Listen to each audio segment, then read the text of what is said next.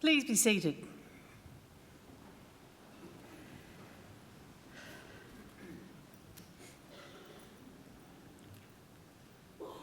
Distinguished guests, ladies and gentlemen, I would like to invite Uncle Bob Webb, representative of the Darug Nation, to offer the traditional welcome to country.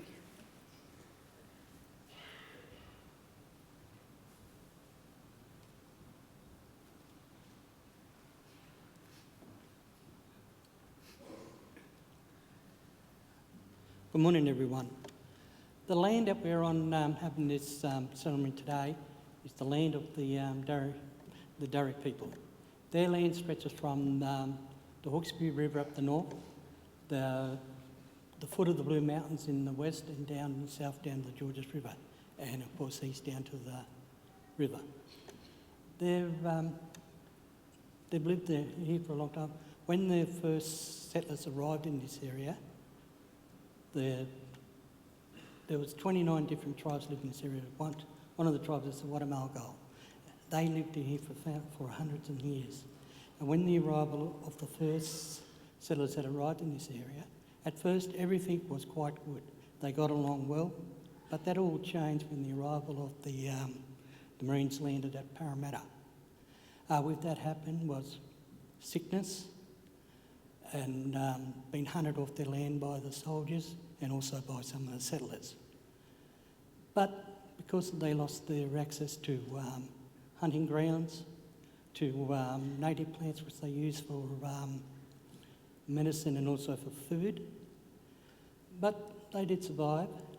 They survived by realising that the settlers, when they arrived here, they brought out things with them that was quite good, like vegetables, and also bringing out chickens, sheep and cattle, which they quietly went after and killed and ate, which caused a lot of problems between them and the settlers. But they did survive and survived to the day. So on behalf of the elders, past, present and future, I would like to welcome you all here today. So welcome, welcome, welcome. Thank you.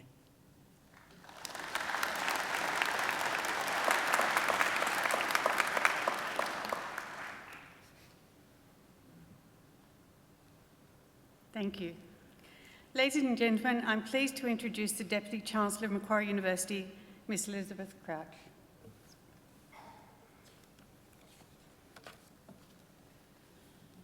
Thank you, Uncle Bob, for that very warm welcome to country. Graduands, ladies and gentlemen, boys and girls, it's my great privilege as Deputy Chancellor of Macquarie University to preside at this very important ceremony today. First, I welcome our graduands. I hope this will be a very happy and memorable occasion for all of you. You deserve to take pride, great pride in your graduation today. Completing a degree is never easy. You need an intelligent and inquiring mind. You need determination and perseverance. You need to make many sacrifices.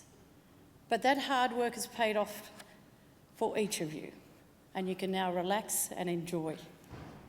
Today, I also want to especially welcome those of you who are sitting beside and behind our graduands as their invited guests, because you've all done well too. The very fact that you're here, invited by one of our graduands to share one of the great days of their lives, is proof positive that you've been an important influence. So, mothers and fathers, brothers and sisters, cousins, sons and daughters, grandmothers and grandfathers, friends, husbands and wives, partners, boyfriends, girlfriends, lovers, or whoever you are, congratulations and thank you for celebrating this great occasion with us. Aside from your attendance here today, I have another important service for you to perform for our newest graduates. I want you to make sure that the degrees they receive today are never ever put in a bottom drawer, but are always proudly displayed in a position of prominence. In other words, if our newest graduates are too modest to proclaim their success, I want you to make sure you do it for them. The ceremony that we're about to participate in is one of the world's oldest social rituals. From the time of the very first graduations in Europe more than 800 years ago, graduates have been wearing robes similar to the ones our graduates are wearing today and participating in ceremonies just like this.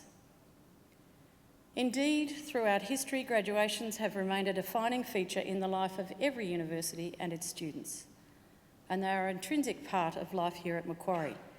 And today we're again proud to host this time-honoured ceremony for our newest graduates, as they will soon become. Our university takes its name from Australia's greatest colonial governor, Governor Lachlan Macquarie, a man whose greatness and achievements were never acknowledged by his contemporaries, but only by history. We learnt at school that Macquarie was a great builder.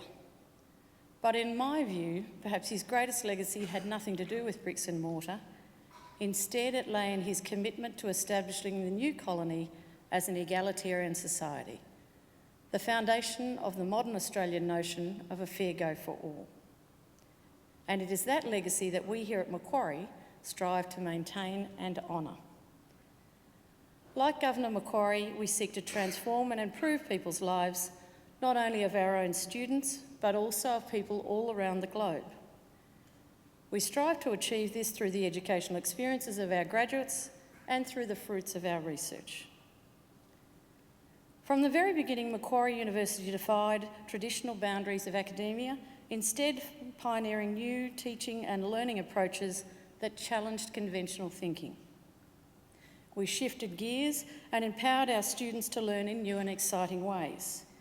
We flipped classrooms, secured leading academics and teachers, and employed new and exciting forms of technology to improve our students' learning experience. As students graduates, you helped us to enhance our collective knowledge and research and improve the services and support we offer. So you didn't just learn from us, we also learned from you.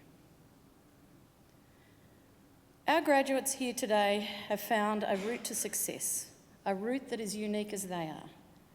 Their journey here at Macquarie will in turn guide and inspire the next generation of students that follow them. Part of our vision for tomorrow involves developing further our campus and boosting our capacity for research. Over the past few years, we've built new facilities, including the Macquarie University Hospital, the Australian Hearing Hub, the Simulation Hub, and a state-of-the-art media centre in the Faculty of Arts. Each of these is world-class facilities and some might say even unique.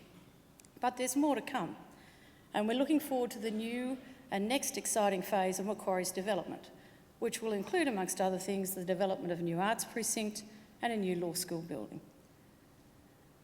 Over the coming years, we will enhance our facilities to ensure that Macquarie remains at the cutting edge of world research.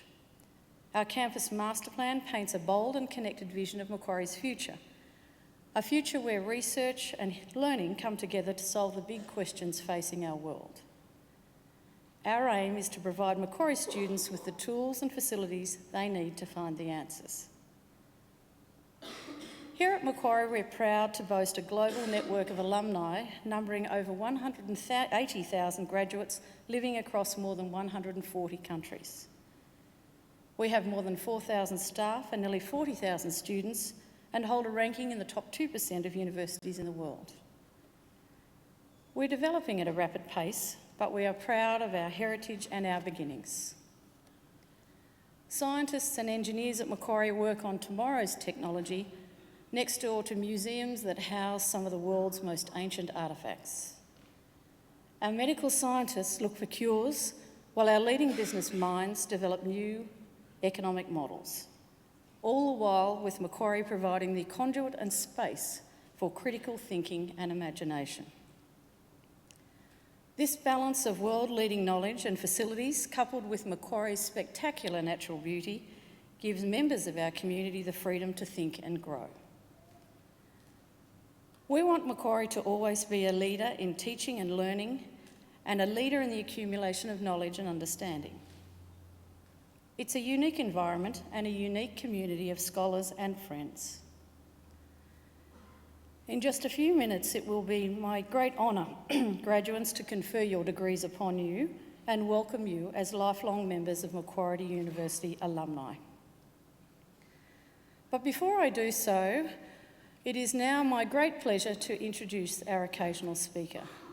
Hosting an occasional speaker as part of a graduation ceremony is a time-honoured tradition, and today is no different for us. I'd now like to introduce Mr. Peter Jones, who joined the Institute of Internal Auditors Australia as its CEO in April 2013.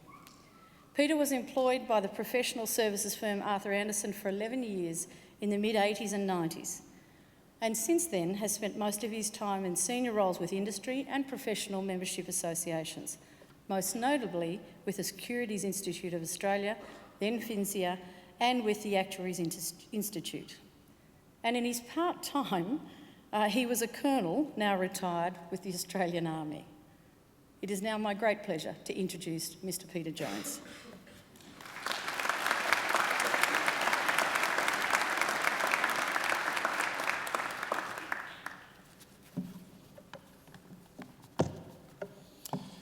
Deputy Chancellor, members of faculty, staff, distinguished guests, graduates and their families and friends, ladies and gentlemen.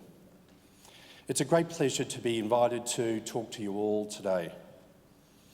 Graduation ceremonies are an occasion of great achievement and, on the other hand, I'm sure, provide a profound sense of relief that it's finally over. It's been a long time since I was in the same position as you, waiting to get my graduation certificate and then start celebrating. I just had to sit and listen to a few speeches, accept my graduation certificate, then I was gone. But I don't want to dampen your celebration, but this is just the end of your dedicated learning phase and the start of your journey into the business world. And what a journey it will be. It's important to understand the big picture and the mega trends that will affect you. The nature of work is changing, driven by the acceleration of connectivity and cognitive technology. The fintech revolution is here. One example is blockchain technology that major financial institutions are either adopting or investigating its use. This will change the way financial transactions are structured, monitored, legally contracted and accounted for. Disruption in the workplace will be an ongoing phenomenon. Many of the work roles, skills and jobs of tomorrow are unknown to us today.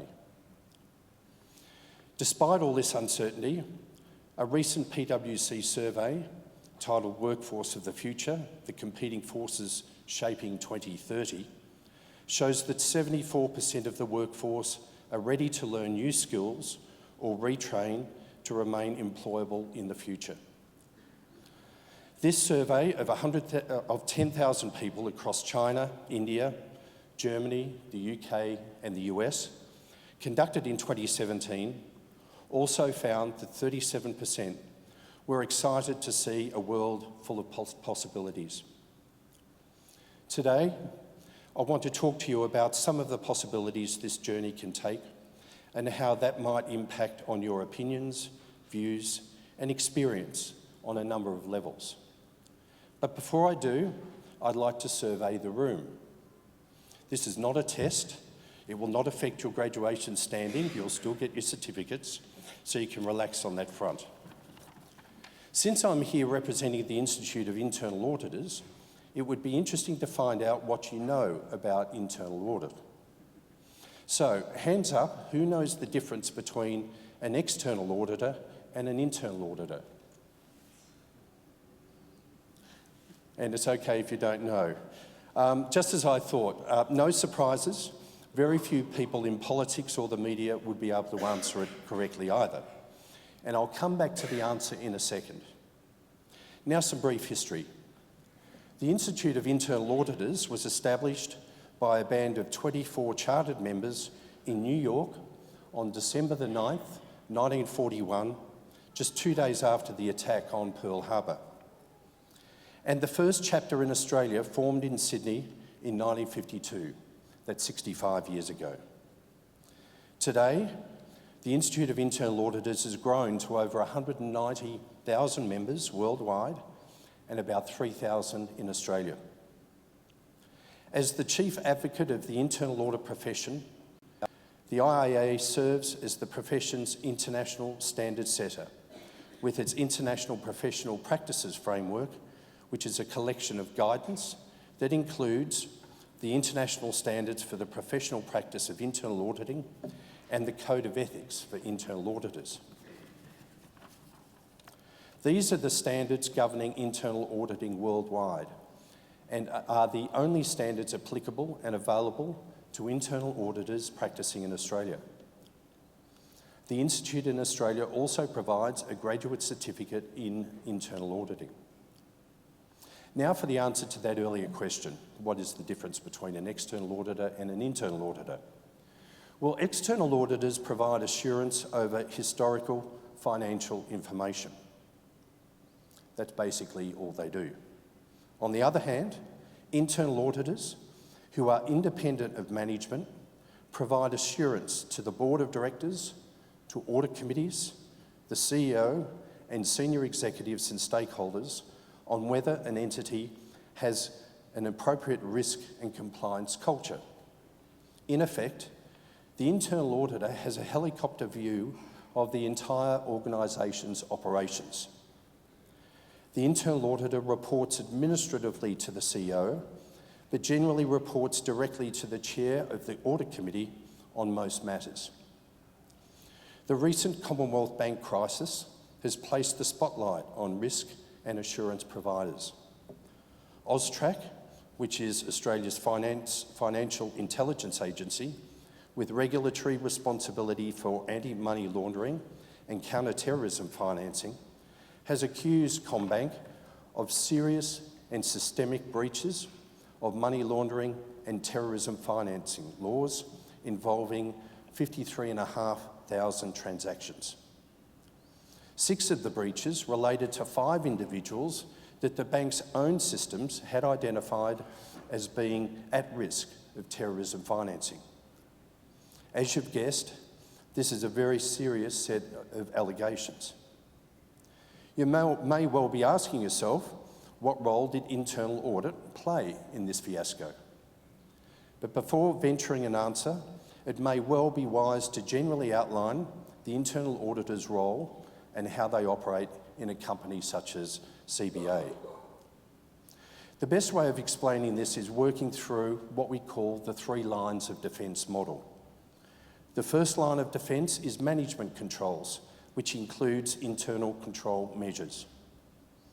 The second line of defence includes financial control, security, risk management, quality, inspection and compliance. These, incidentally, are all senior management positions. And the third line of defence is internal audit. If, and I emphasise if, the 3 lines of defence are assessed as operating effectively, then the audit committee can have a higher level of confidence that the entity is being well governed.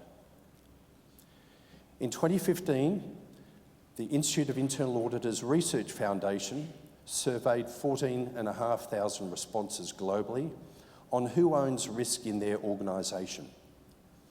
84% of Asia-Pacific respondents said that internal audit and enterprise risk management were a separate function.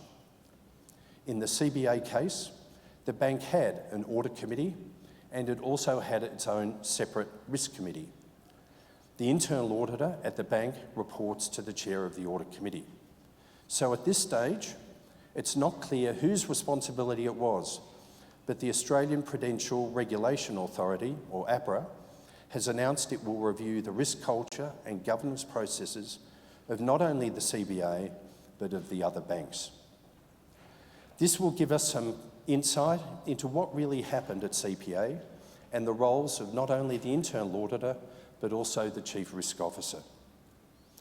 Many of you here today will venture into the accounting profession and business, and some of you, I hope, may consider risk and the profession of internal auditing. I can't promise it's not going to be a difficult profession to pursue, but while I have alluded to the issues at CBA, many of the other banks have strong governance processes and effective internal audit teams. Why should you consider a career in internal auditing? As I said earlier, the internal auditor has a helicopter view of the entire organisation. The internal auditor's mission is to enhance and protect organisational value by providing risk-based and objective assurance, advice and insight. You may be wondering what all that means. Assurance to an external auditor is different to what it means to an internal auditor. For those who want to pursue a career as an external auditor, I will leave that to you to find out what it means. However, for those of you interested in internal auditing, assurance means providing an independent and objective examination of evidence for the purposes of providing an assessment on governance, risk management and control processes within an organisation. This could include providing assurance over financial controls, risk and compliance, to name a few. The fact is, internal auditors have a much more important role in determining the risk management and governance position of an organisation than an external auditor or a line manager can ever provide. Audit committees of boards rely on the internal auditor to pinpoint areas where things may go wrong, and that's why they are so crucial to organisational health. So if you are seeking a career nice and easy, then maybe internal auditing is not for you. However, if you want to be in the centre of the action, provide true value to an organisation, and to look for that stepping stone into leadership roles, then internal auditing may well provide that. Recently, at our international conference held in Sydney in July, one of the international speakers we had was a person called Macquarie. Catherine was a former accountant and a graduate of UTS. But Catherine started as an audit manager at Woolworths and later was promoted to General Manager Replenishment. Catherine also became an internal auditor. She became President of the Institute of Internal Auditors Australia and is now Senior Vice President Flow at Walmart in the US. And by the way, flow means logistics to those Americans. But importantly, Catherine's rise from Woolworths to Walmart in the US shows where you can go in your professional life through internal auditing. The figures still show that internal auditing is male-dominated, but it is changing. In the United States, 46% of women are internal auditors. In Western Europe, it's 30% female, and in the Asia Pacific, it's 28% female and 71% male. In Australia, which is surveyed as part of the Asia Pacific, we would expect the female participation in internal auditing to be much higher and closer to the US figures. An Institute of Internal Audit Research Foundation survey in 2014 found that globally, the most frequently required level of formal education is a master's and/or a bachelor's degree in business. Importantly, the survey showed that the internal audit function is increasingly being used as a training ground at various times in an individual's career. Internal auditing is a stepping stone to leadership, and hopefully I've ignited some interest in you to consider this option for your soon-to-be brilliant careers. I'd like to take this opportunity to congratulate you all on your academic achievements and to look forward to seeing many of you join our profession. Thank you and enjoy your celebrations. You have all earned them.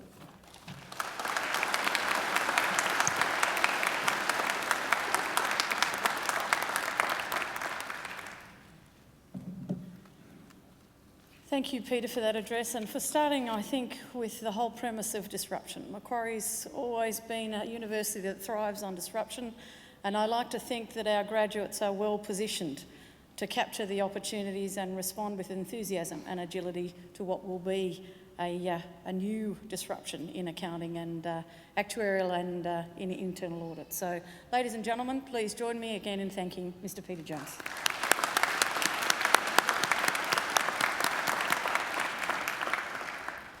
As Deputy Chancellor of Macquarie University, I especially look forward to presiding at ceremonies such as today's, and conferring degrees and diplomas on those who have complied with the university's requirements for such awards.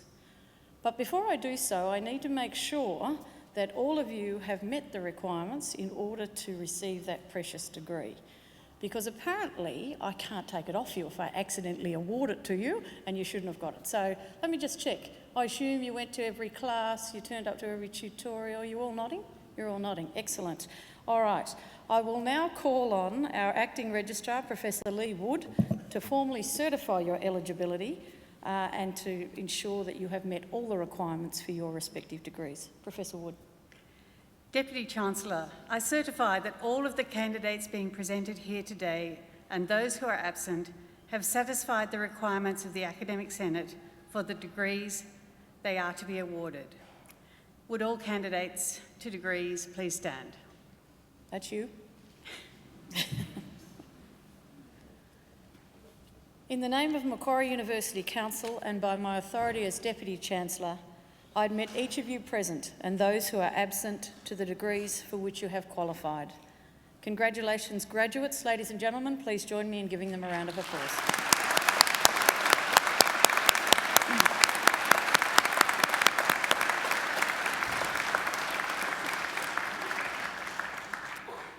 Will you please be seated?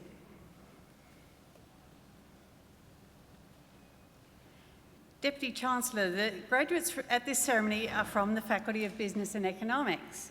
I now call upon my colleague and friend, Professor Stephen Brammer, Executive Dean of the Faculty of Business and Economics, to present the graduates. Professor Brammer. Deputy Chancellor, the graduates of this ceremony are from the Faculty of Business and Economics. The Faculty of Business and Economics is the largest faculty at Macquarie University and one of the largest in Australia. It includes the departments of Accounting and Corporate Governance, Applied Finance and Actuarial Studies, Economics and Marketing and Management, as well as the Macquarie Graduate School of Management. We're an applied, engaged and global business school. Our role is to create knowledge through applied research in the areas of marketing, management, finance, economics, actuarial studies and accounting.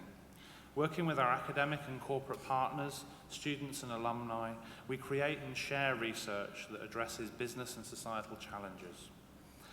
Our programmes are innovative and include engagement with industry, as well as the development of employability skills. The skills developed are in demand globally. Our programmes are recognised and accredited by key industry bodies, and we enjoy a strong reputation among the business and professional communities. Our graduates have starting salaries well above the average for all Australian business schools. These graduates have the skills, knowledge and purpose to make a positive contribution to their families, to their communities and to the world. Deputy Chancellor, I'm proud to present to you the graduates from the Faculty of Business and Economics whom you've admitted to degrees. I present graduates admitted to the degree of Bachelor of Commerce. Thomas Swin.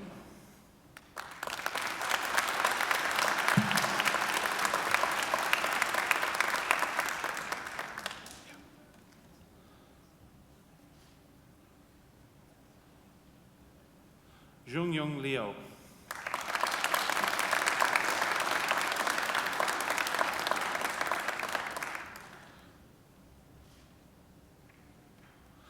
Scott Broderick Mackay.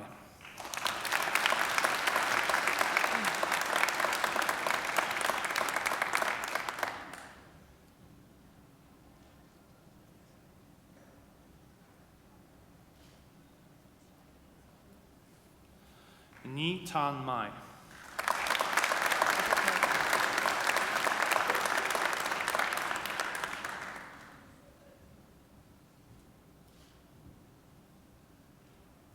Lucas Macquarie.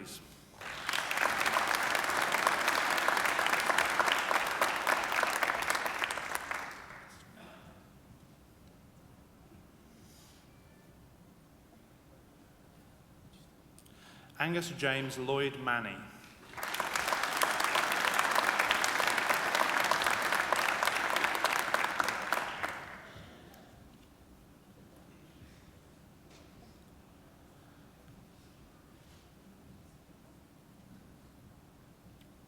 Rebecca Elizabeth Marmon.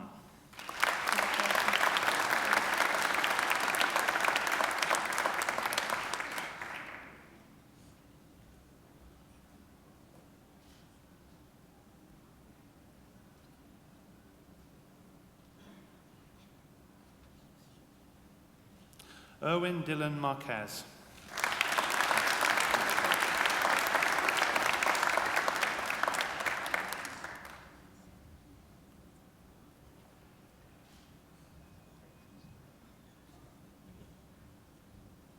Caitlin Martin.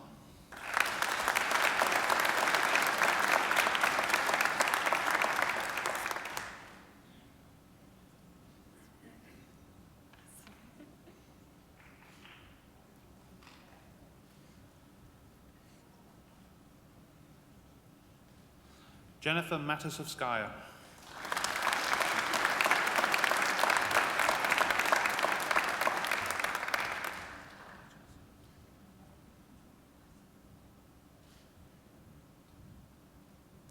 Chelsea Ann Matthews.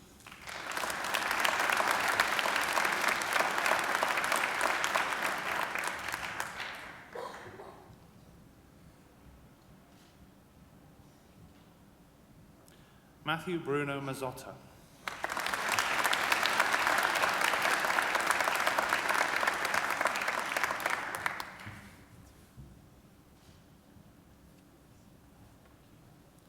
Oliver Lincoln Mead.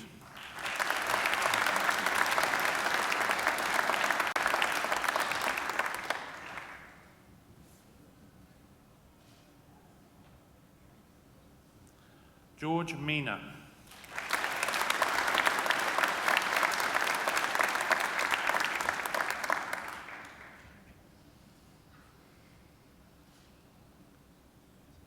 Mina Mirzakhani.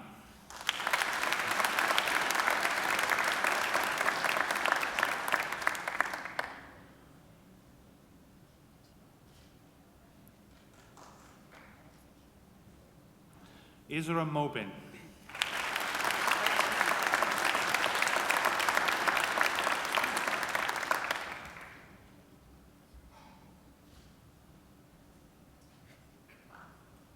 Christelle Morgan.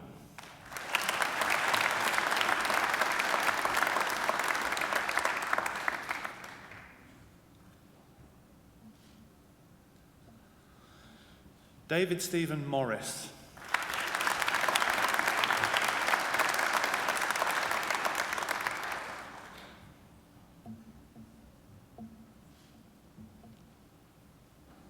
Joshua Moses.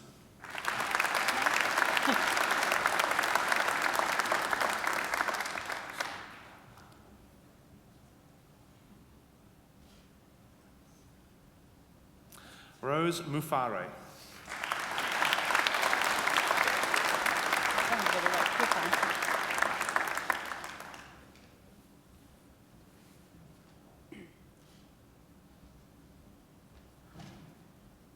Sarah Munchenberg.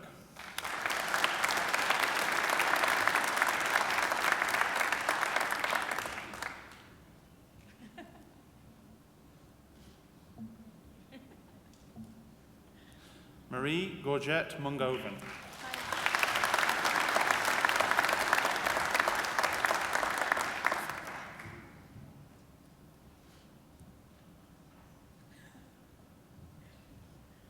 Tafim Murshid.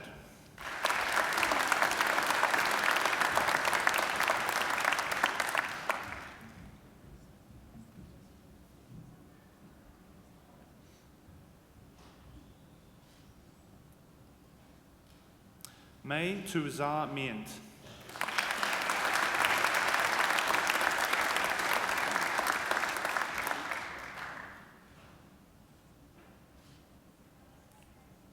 Shivraj Nanra.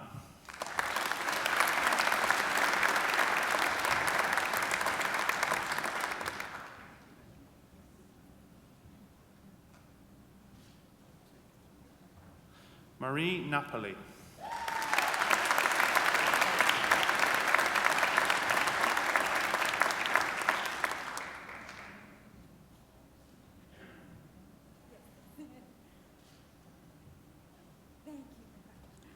Nicole Nasir.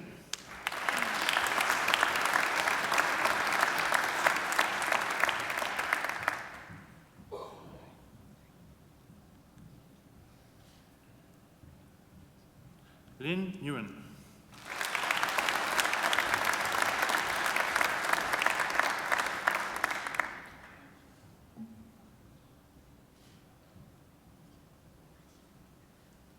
Viet Quang Nguyen.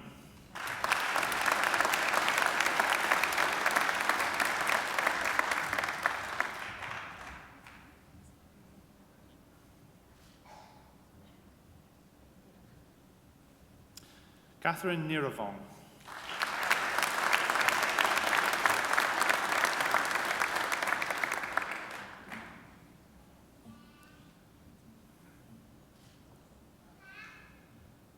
Jessica O'Connor.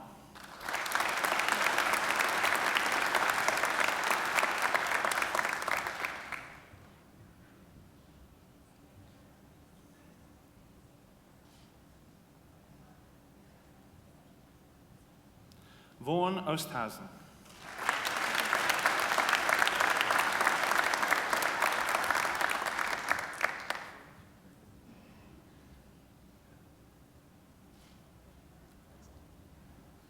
Zoe Orchard.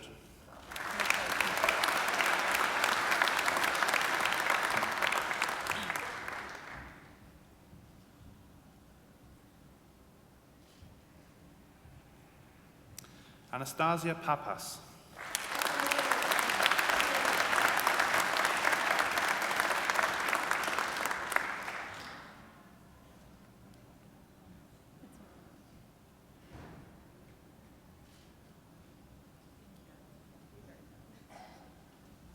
Raymar Joseph Passportet.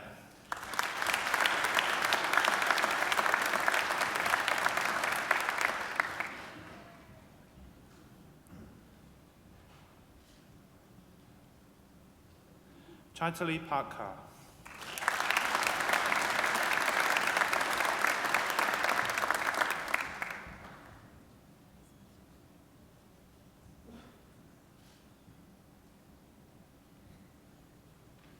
Alana Francis Pickens.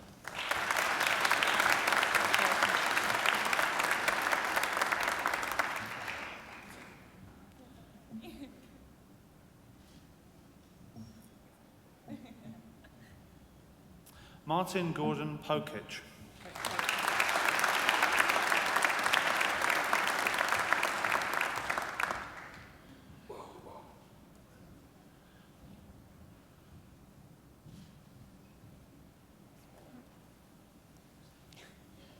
Aisha Chiara Primavianti.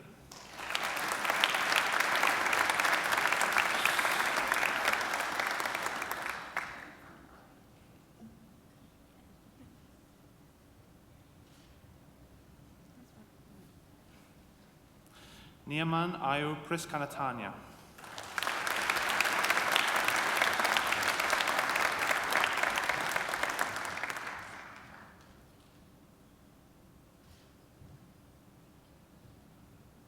Sherry Chien.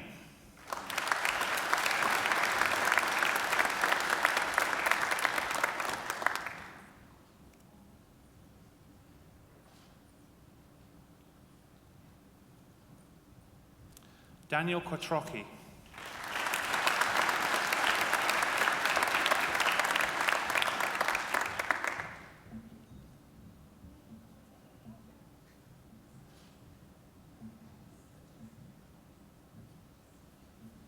Katie Alexandra Ramers.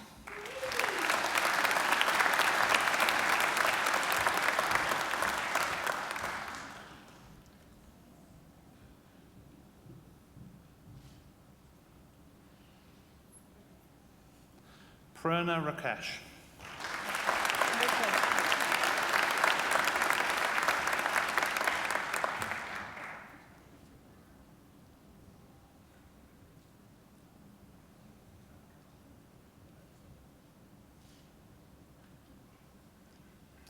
Mohammed Rayad Rayaz.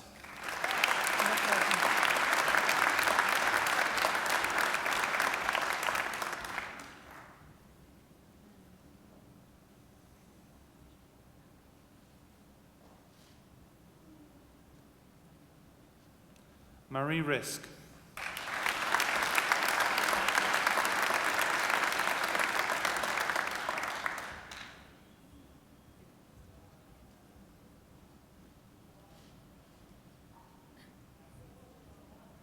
Amanda Russley.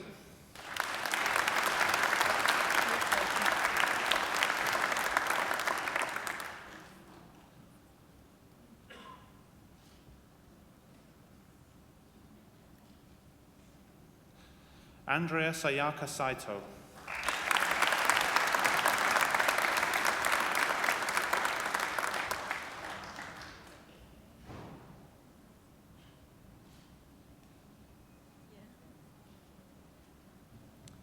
Sana Yasmin Sandhu.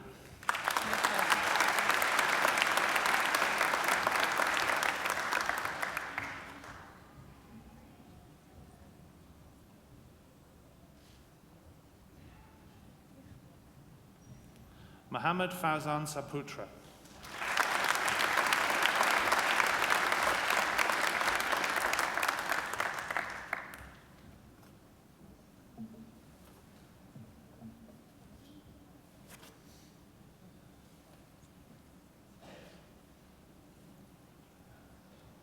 Cheryl Sharma.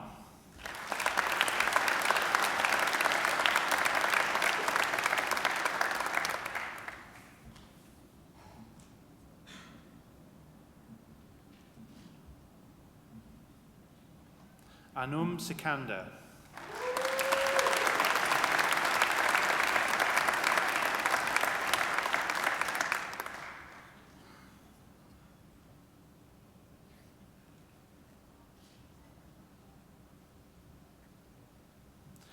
Andrew Jinsu Son.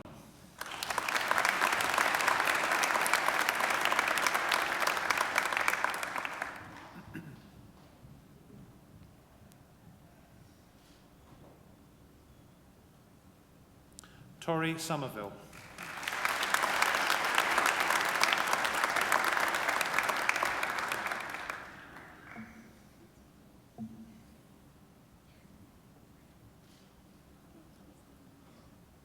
Hannah Stack.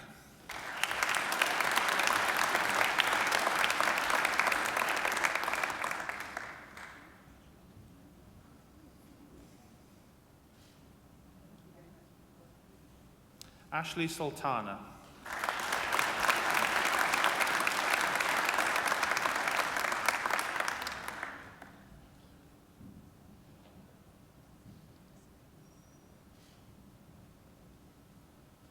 Melinda Supangat.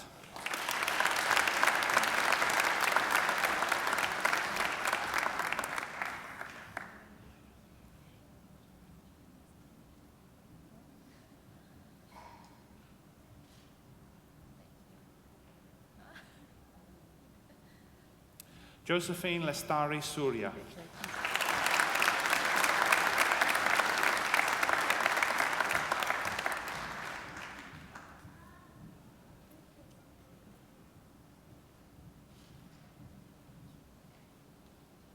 Matthew Adam Susko.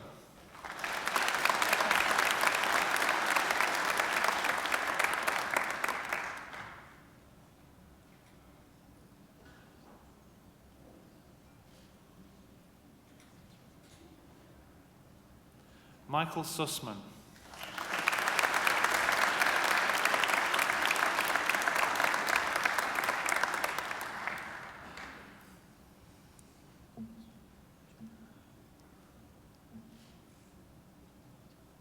Ryan Tam.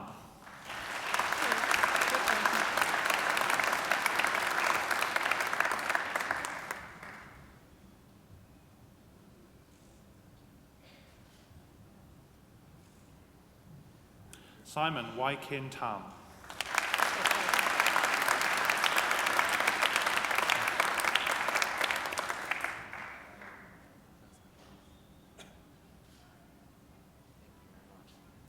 Junling Tang.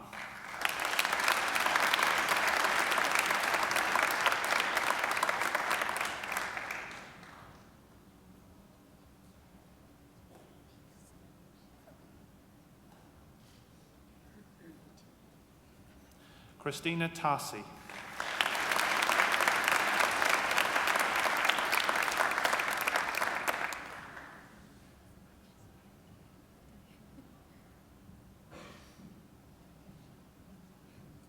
Kimberly Tang.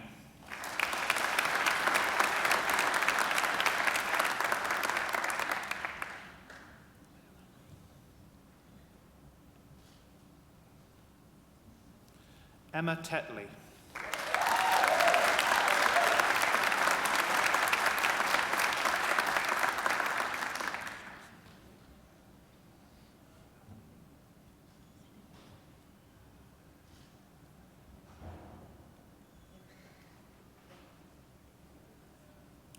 Jackson Thomas.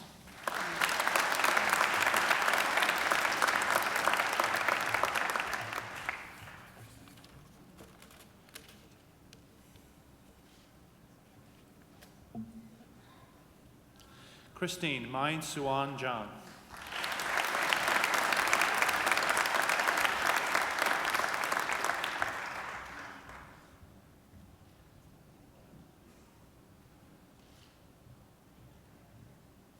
Nikolaos Triantafylis.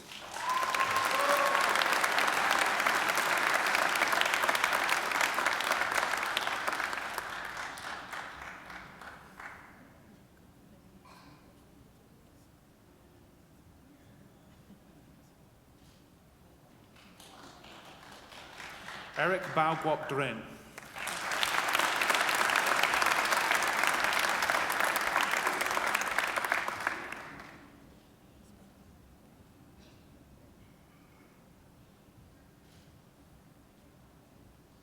Daniela Trapea.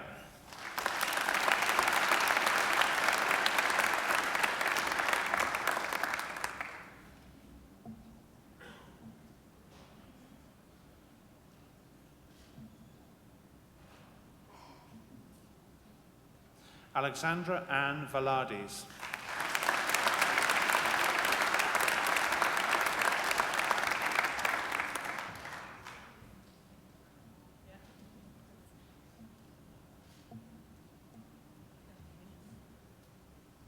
Naga Pravindran Vigneswaran.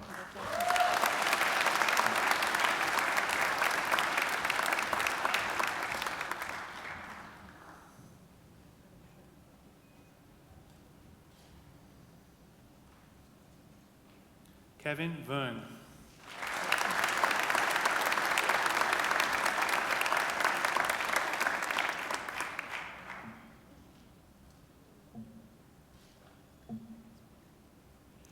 Ka Ann Vern.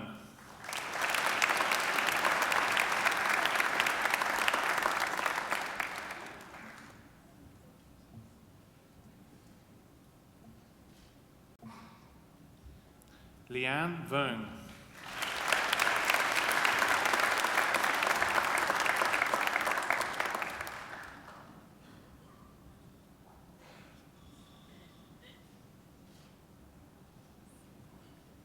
Ashley Warwick Ward.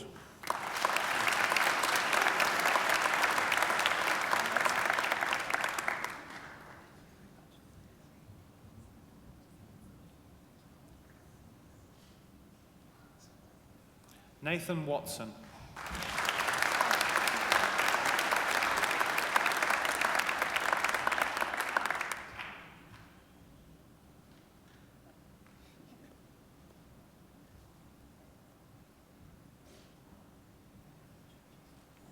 Aidan Waby.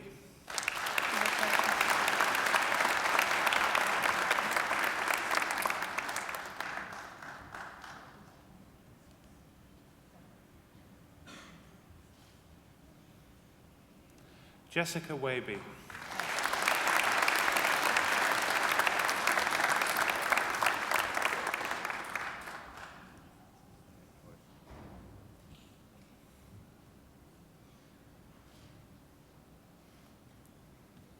Francis Wern.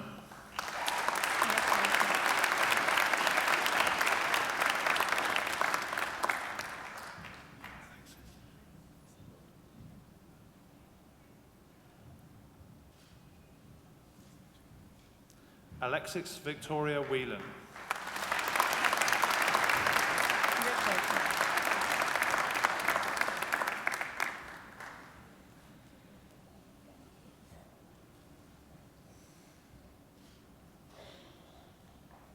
Kate Whitaker.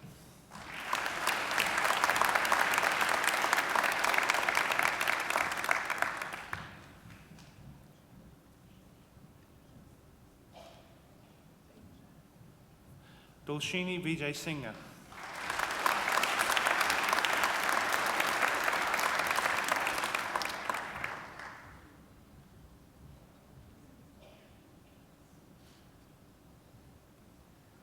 Karina Alexis Williams.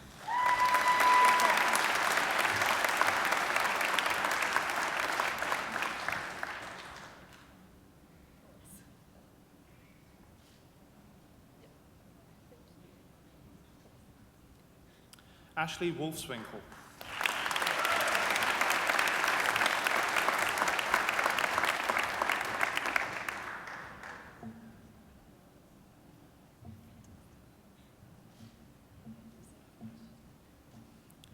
Shijie Shu.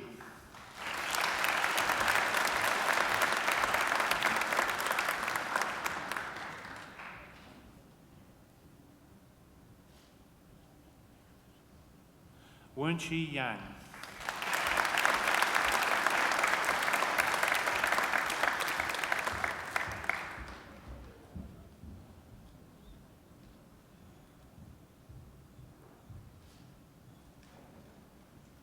Sun Wook Yu.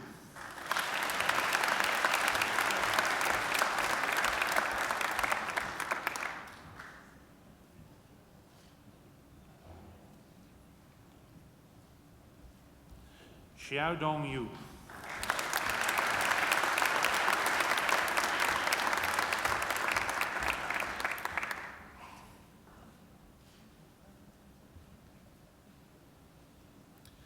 Yilin Zhang.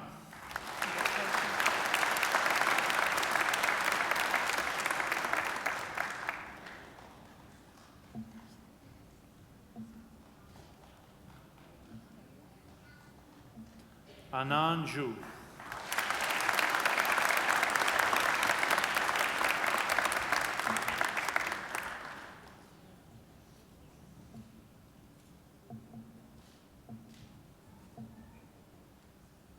Matthew Werner Zionzi.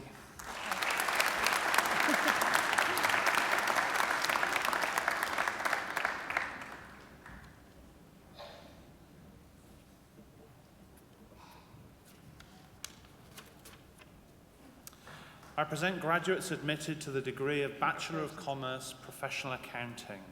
Fazia Jafar.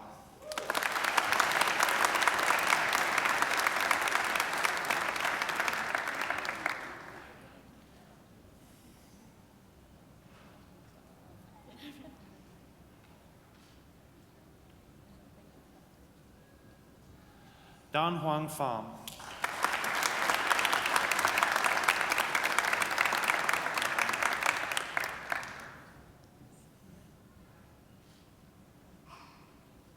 Brendan Weeks.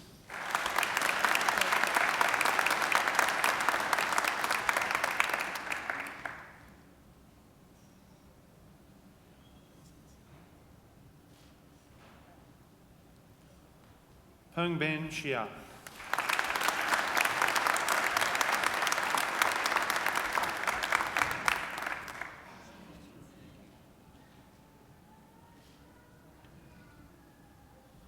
Shuhan Xia.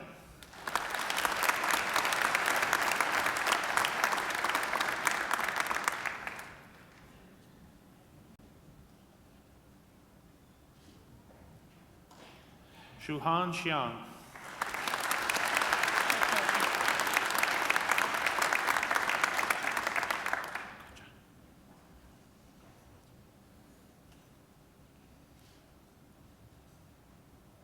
Jingchang Xiao.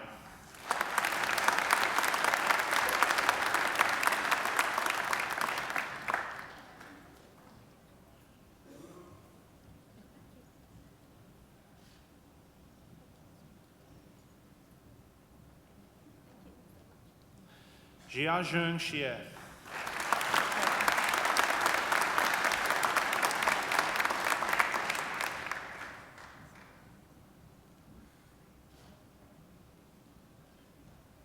Duoren Shu.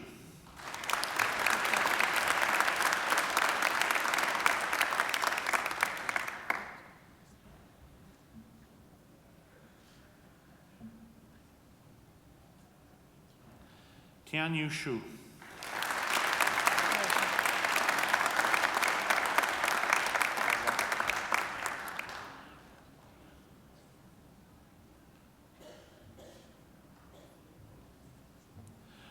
Yahalom.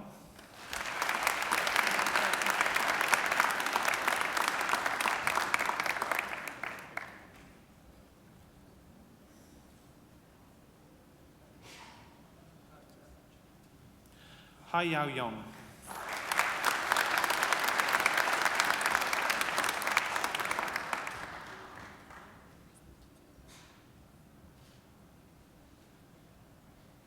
Kai An Yong.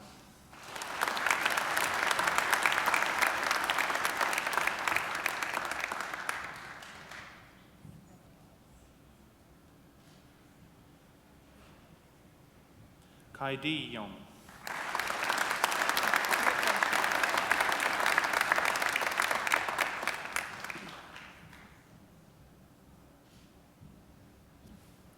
Pei Chi Yong.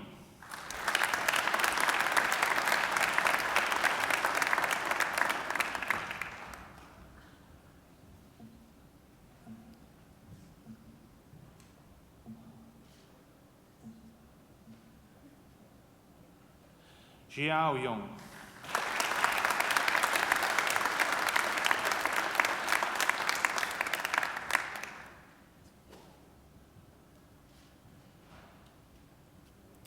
Jason Wei Chung Ya.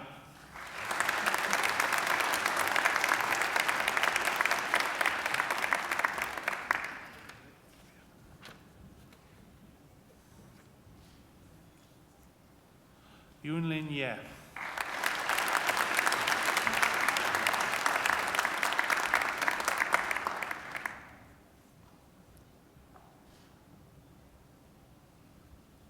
Ye Yin.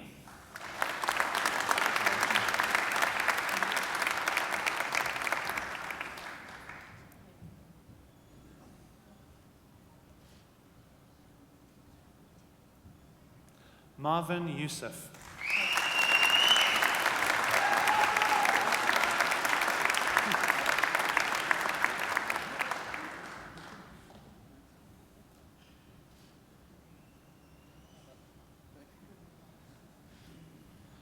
Han Hui Hu.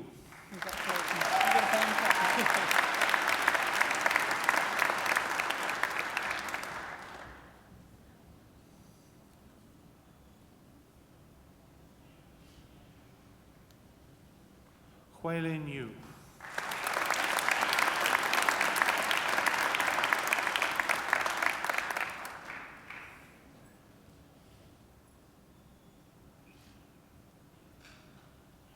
Ruo Chung Zern.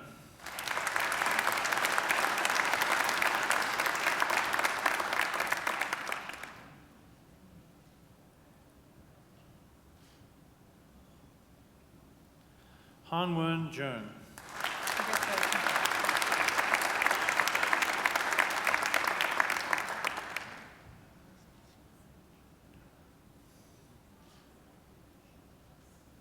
Jialun Zhang.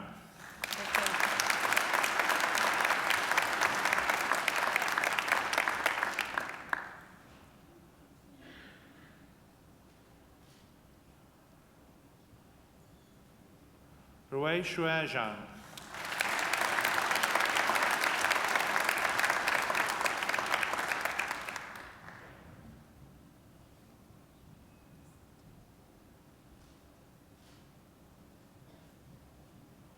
Sejia Zhang.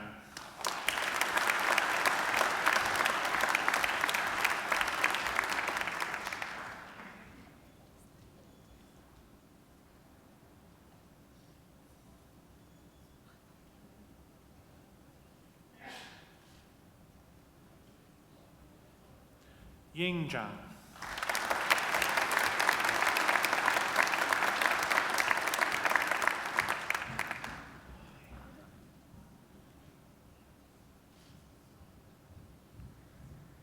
Si Ching Zhang.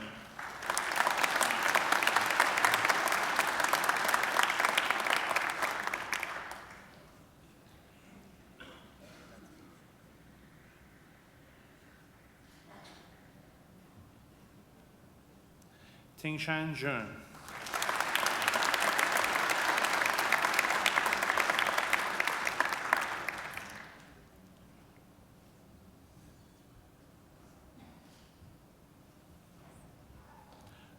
Yun Jong.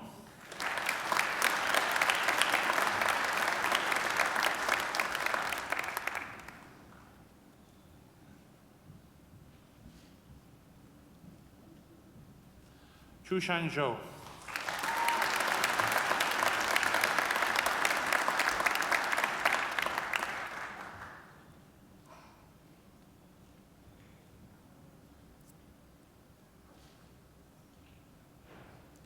Li Feng Zhou.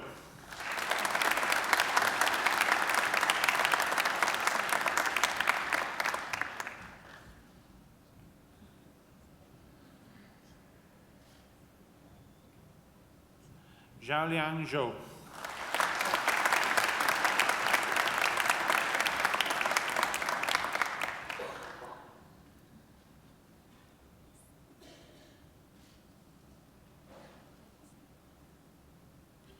Mengran Zhu.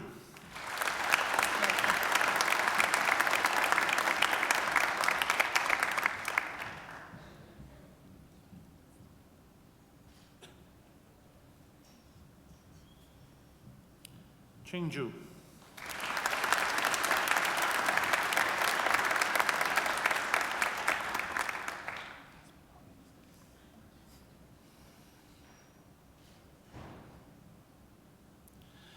I present the graduate admitted to the degree of Master of International Business, Anindya Hayu Sukamto.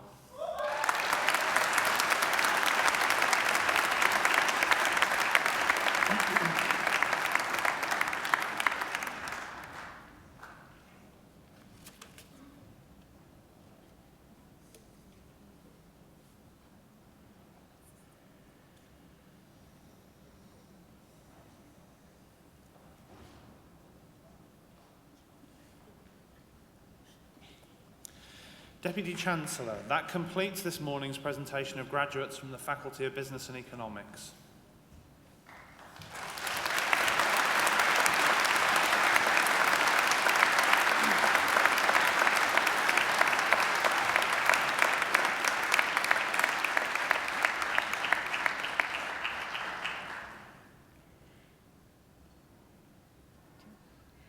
Deputy Chancellor, I call on Ms Emma Tetley, who has graduated today with a Bachelor of Commerce, to speak on behalf of the graduating group. Ms Tetley.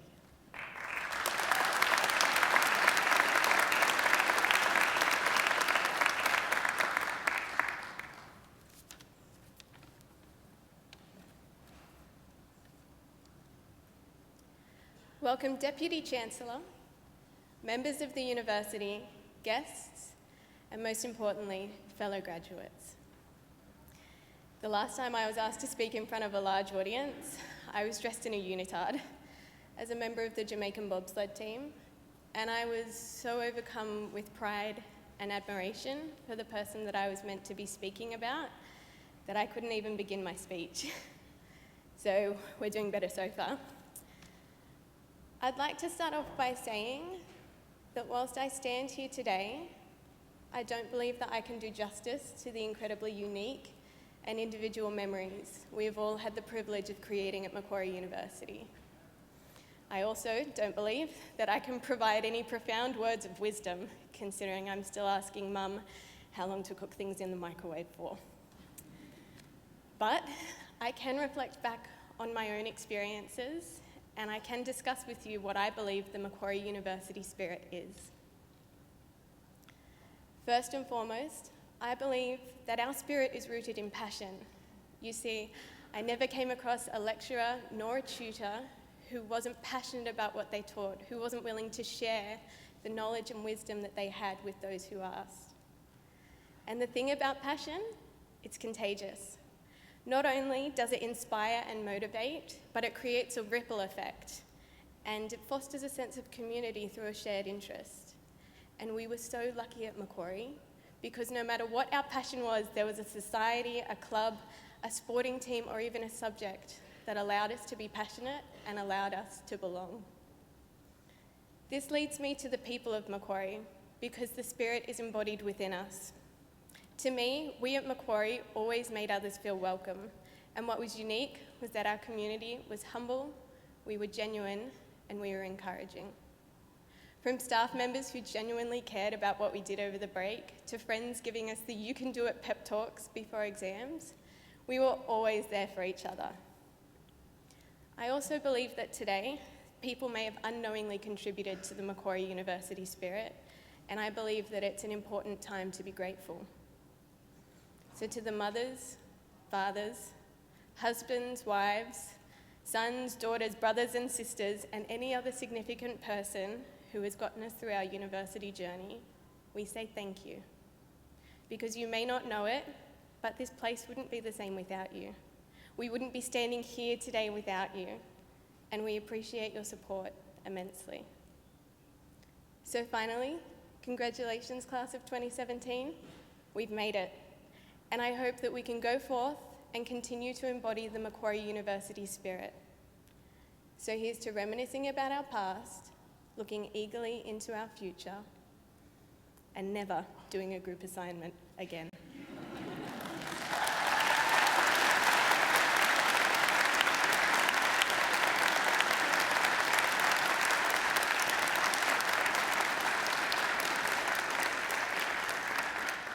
Ladies and gentlemen, it's always daunting to deliver an address on behalf of the graduating class, but I'm sure you will agree Emma did such a wonderful job. I had the benefit of reading her speech beforehand, and she certainly didn't disappoint. Please join me again in thanking Emma Tetler.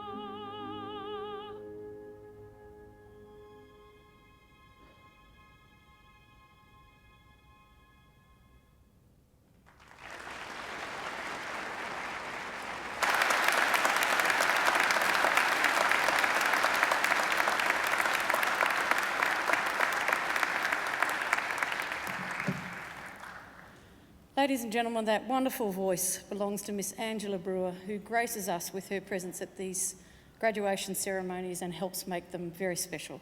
Please join me again in thanking her for her performance.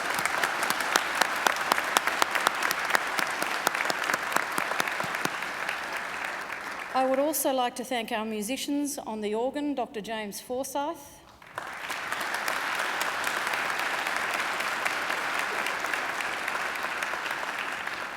On the Chinese Traverse Flute, Dr. Chai Chang-ning.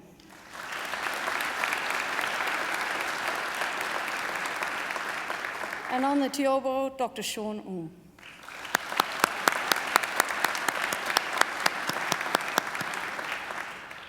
Can I also take this opportunity to acknowledge and thank the representatives of our alumni community who have come here today to help celebrate this occasion. They're the people who are walking around with the Ask Me tags on their lapels.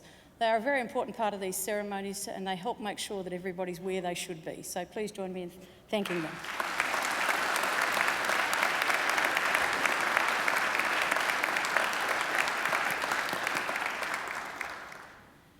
Graduates, as I can now call you, this ceremony marks the end of one stage of your relationship with Macquarie University, but it's certainly not the end of your association with us.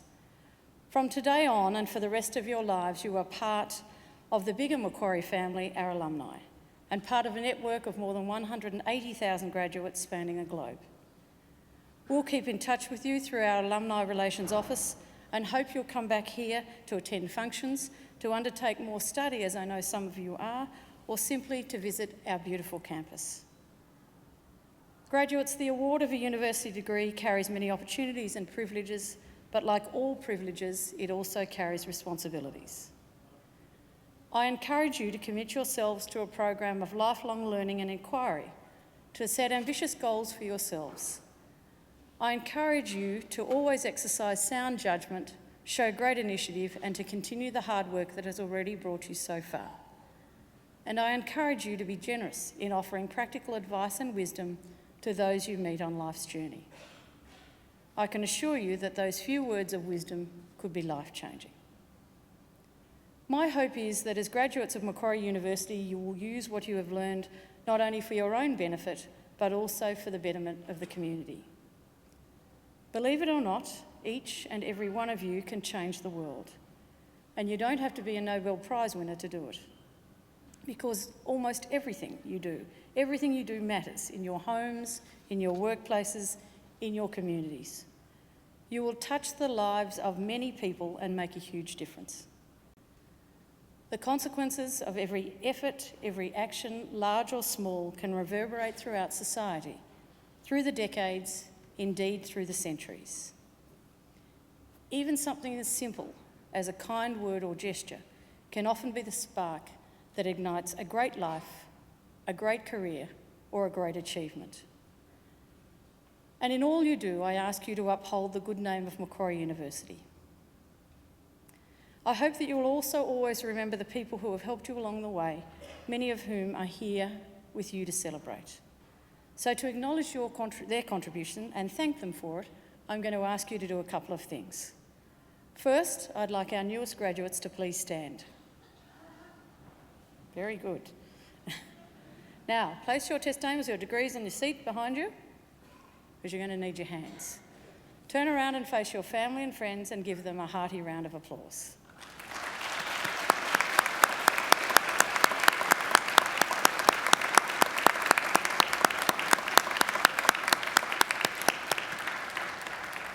Now you can turn around now, but don't sit down. Here on the dais are representatives of the academic staff, many of whom have supported you throughout your journey. Please join me in thanking them.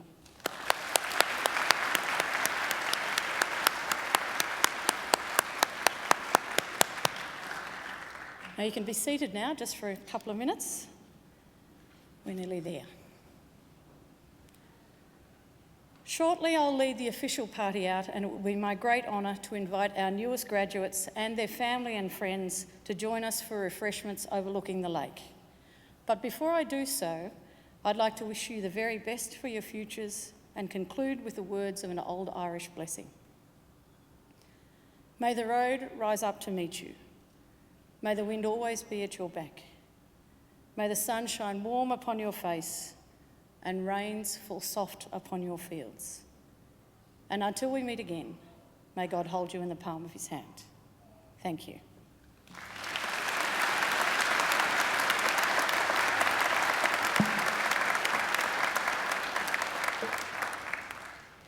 The official party will now leave the graduation hall through the centre aisle and will be followed by the graduates. Would you please stand and remain standing until the last of the graduates has left the hall. Thank you.